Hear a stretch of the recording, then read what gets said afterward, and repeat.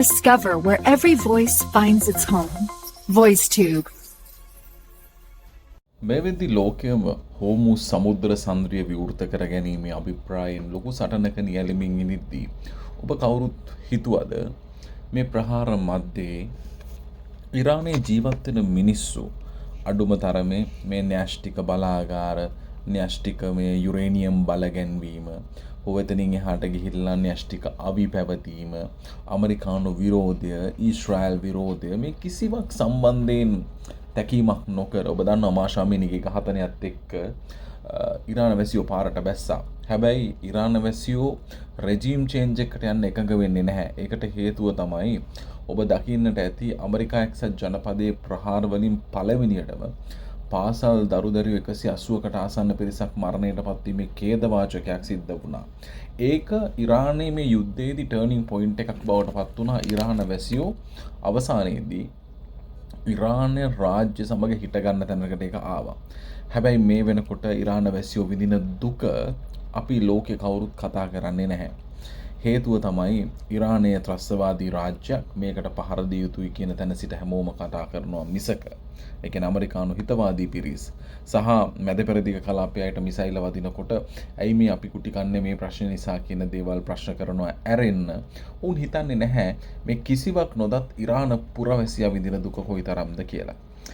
මැද පෙරදිග කලාපයට මේ දුක විඳින්න සිද්ධ වෙලා තියෙන්නේ ඔවුන් ඇමරිකා එක්සත් ජනපදයට හමුදා කඳවුරු ස්ථාපිත කරන්නට තමන්ගේ ස්වාධීන රාජ්‍යයට කඩ ලබා දීම නිසා.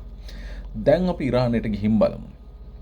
ඉරානය මේ වෙනකොට ඔබ විශ්වාස කරනවාද ඉතාමත් දීර්ඝත කාලයක් තිස්සේ ඒ කියන්නේ මේ වෙද්දි මාසයකට ආසන්න කාලයක් තිස්සේ ටෝටල් ඉන්ටර්නෙට් ෂට්ඩවුන් එකක ඉන්නේ. සමස්ත අන්තර්ජාල පද්ධතියම අකර්මණ්‍ය කර තිබෙන්නේ.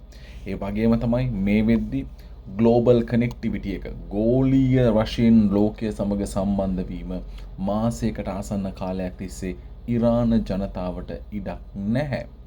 ඒ වගේම තමයි මේ වෙද්දි ඇමරිකා එක්සත් ජනපදයේ ඊශ්‍රායල අඛණ්ඩ ප්‍රහාර පෙබරවාරි 28 වෙනිදා සිට එල්ල කරනු ලබනවා.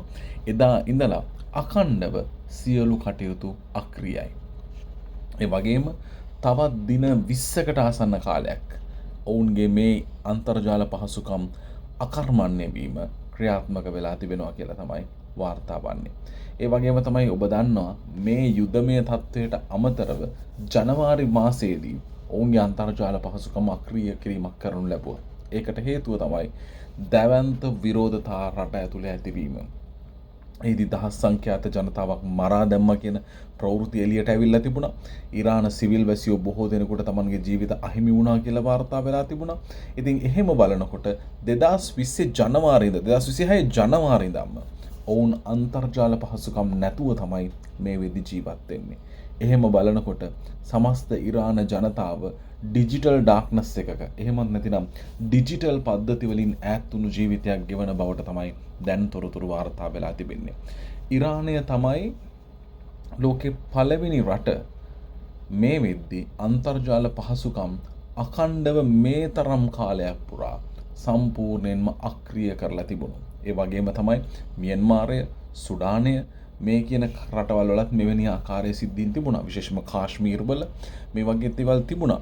නමුත් ඒක වරින් වර ඉවත් වුණා. ඒක යම් ආකාරයක කෙටි කාලේ යන වුණා. නමුත් මේක scale for this long මේ තරම් විශාල දීර්ඝ කාලයක් මෙවැනි අන්තර්ජාල පහසුකම් බිඳ වැටීමක් තියෙන එකම රට ඉරානය බවට පත් වෙනවා. ඉතින් මේ තත්ත්වය ඇතුළත ඉරාන වැසියෝ විඳින දුක කොයිතරම් දරුණුද? ඒ වගේම තමයි ඔවුන්ට අන්තර්ජාල ජොබ්ස් ඩිජිටල් ප්ලැට්ෆෝම් එකේ කරන සියලු රැකියා ඔන්ලයින් බිස්නස් මේ සියල්ලම මේ වෙද්දි අකර්මණ්‍ය වෙලා. එතකොට ඒ මිනිස්සුන්ට ඩොලර් මිලියන ගණන් ආදායම් අහිමිවීමක් වෙලා තියෙනවා. දෛනිකව සිදුවන අහිමිවීම.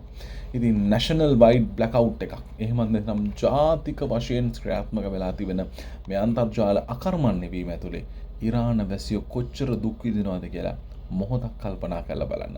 ඊට අමතරව අඛණ්ඩව එල්ලවෙන ප්‍රහාර මාලාවන් මේ සියලු දේත් එක්ක පර්සියන් ජාතිය විඳින දුක අතිශය කනගාටුදායකයි.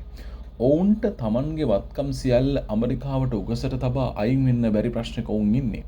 ඔවුන් මීට පෙර ඉඳන්ම ලෝකේ පර්ෂියන් වරු කියන්නේ හැමදාම සටන් කරපු මිනිස්සු. ඒ නිසා ඔවුන් මේකින් ඉවත් වෙන්න සූදානම් නැහැ. ඒ වගේම ඔවුන් විඳින දුකත් ඒ තරම්ම ප්‍රබලයි කියන එක අපි කවුරුත් මතක තියාගන්න ඕනේ. ලෝකේ ඉන්න මිනිස්සු ඒක කොයිතරම්නම් දැනෙනවද කියලා අපි දන්නේ නැහැ. ප්‍රශ්නේ තමන්ගේ වෙන තුරු පිළිතුරු බොහොම දාර්ශනික වෙන්න පුළුවන්. ඒ විතරක් නෙමෙයි, ඉන්ටර්නෙට් විතරක් නෙමෙයි, විදුලි වලයත් මේ වෙද්දි ඉරාන ජනතාවට අහිමි වෙලා තියෙනවා.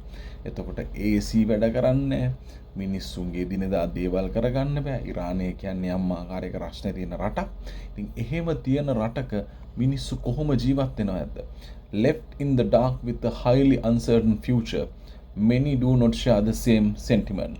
දීර්ඝ කාලයක් අනාගතයක් නොපෙනෙන අඳුරක මේ මිනිස්සු තමන්ගේ ජීවිතය ගෙවමින් ඉන්නවා.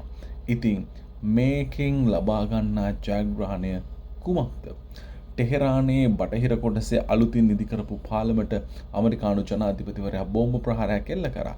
ඒ අනුව ඒක දැවැන්ත හානියක්. මොකද දීර්ඝ කාලයක් මිනිස්සු මහන්සි වෙලා හදපු පාලමක් ඒක. ඒ පාලම අද වෙද්දී අක්‍රියයි. ඉතින් මිනිස්සු දීර්ඝ කාලයක් මහන්සි වෙලා ගොඩනගාගත් සියලු දේ එක ක්ෂණයෙන් අකර්මණ්‍ය වෙන මේ යුද්ධය තවදුරටත් පවත්වාගෙන යාමේ ප්‍රතිඵලය කුමක්ද?